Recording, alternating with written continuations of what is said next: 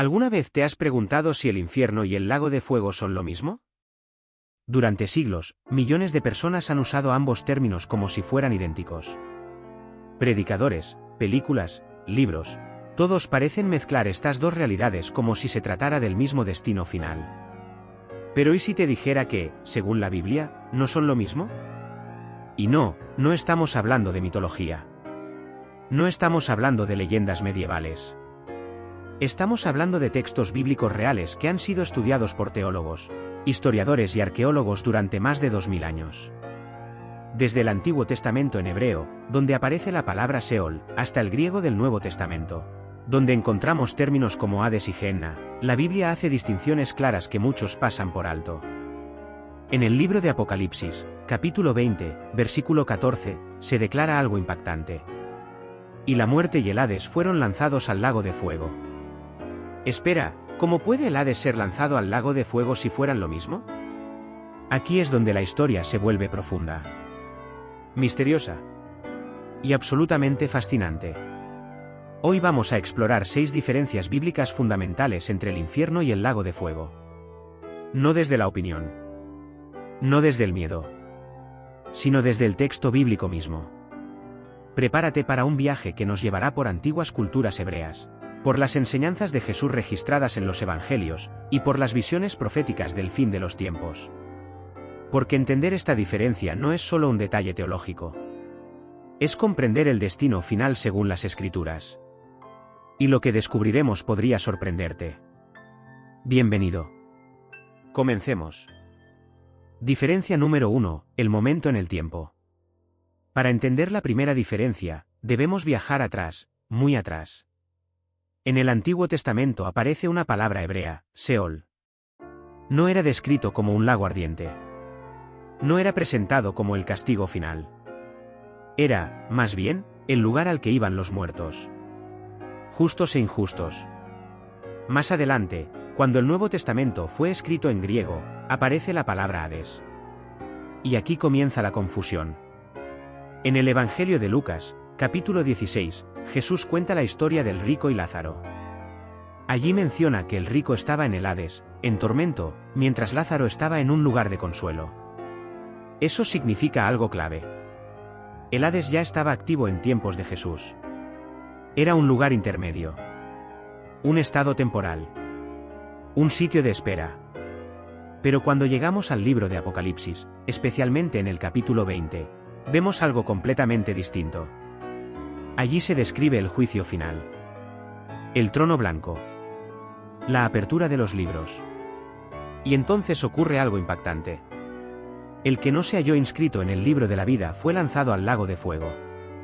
Y luego añade: y la muerte y el Hades fueron lanzados al lago de fuego. Esto nos revela la primera gran diferencia. El infierno, Hades, existe antes del juicio final. El lago de fuego aparece después del juicio final. Uno es temporal. El otro es definitivo. Es como una prisión preventiva, frente a una sentencia irrevocable. Y aquí es donde la historia empieza a intensificarse. Porque si el Hades será destruido, ¿qué es exactamente el lago de fuego? Y eso nos lleva a la segunda diferencia, pero antes, debemos entender algo fundamental sobre su naturaleza misma. Al final de la página anterior entendimos algo estremecedor. El Hades será lanzado al lago de fuego.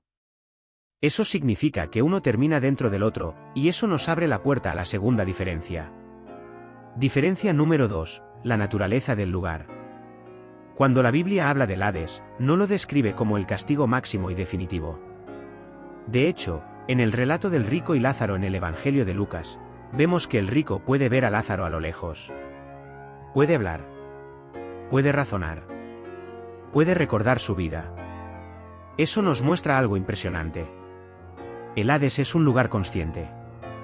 Es un estado real. Pero no es el escenario final del juicio eterno. Ahora escuchemos cómo se describe el lago de fuego. En Apocalipsis 8 y 10 se dice que allí serán atormentados día y noche por los siglos de los siglos. Aquí el lenguaje cambia. Ya no es un lugar de espera. No es un estado intermedio. Es la ejecución final de la sentencia divina. mientras el Hades funciona como una prisión provisional. El lago de fuego es el cumplimiento absoluto del veredicto. Y esto tiene implicaciones enormes.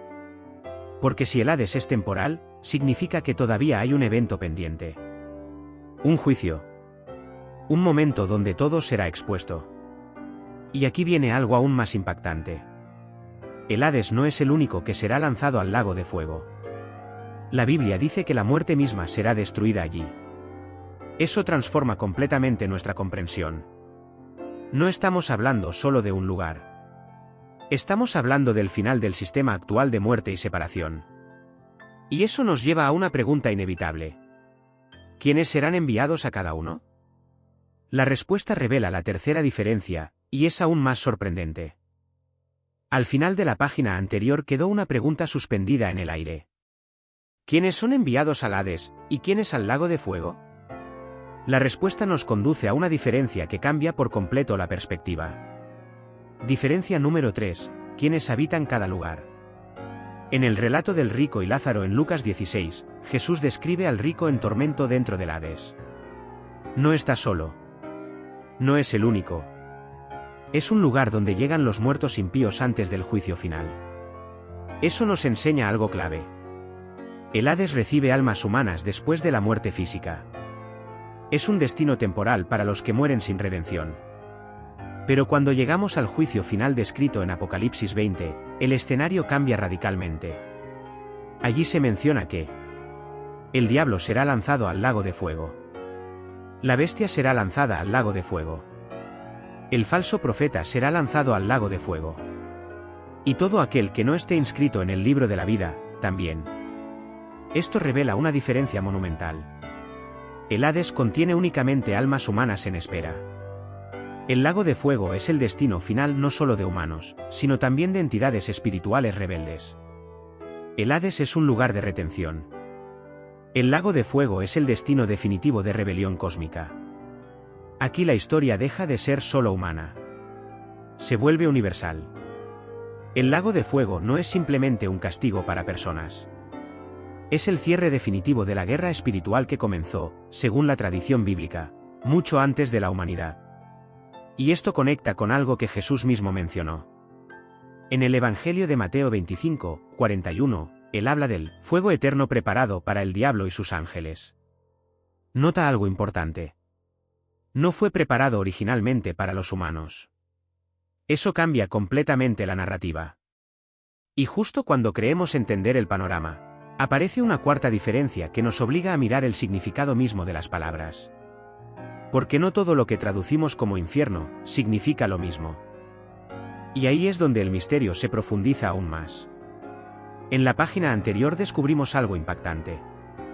El lago de fuego no fue preparado originalmente para la humanidad, sino para el diablo y sus ángeles.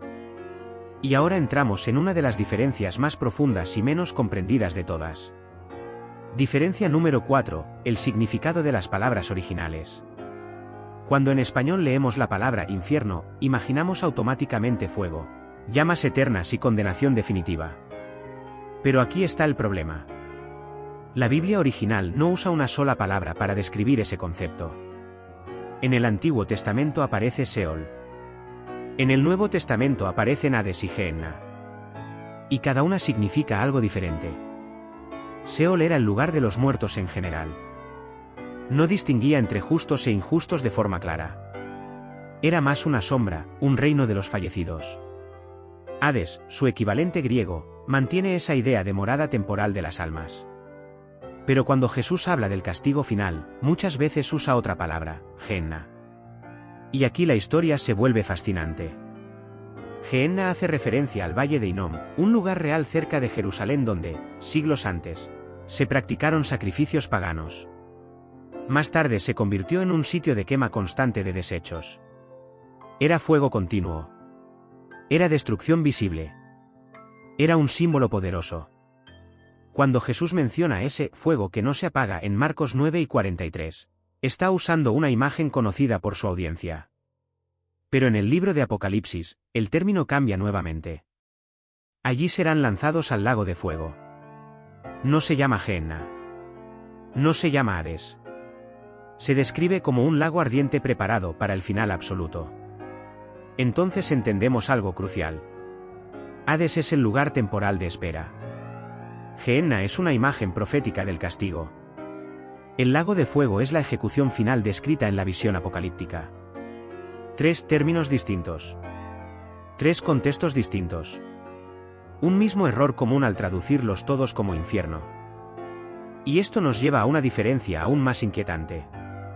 Porque no solo cambia el significado, cambia el propósito mismo de cada lugar.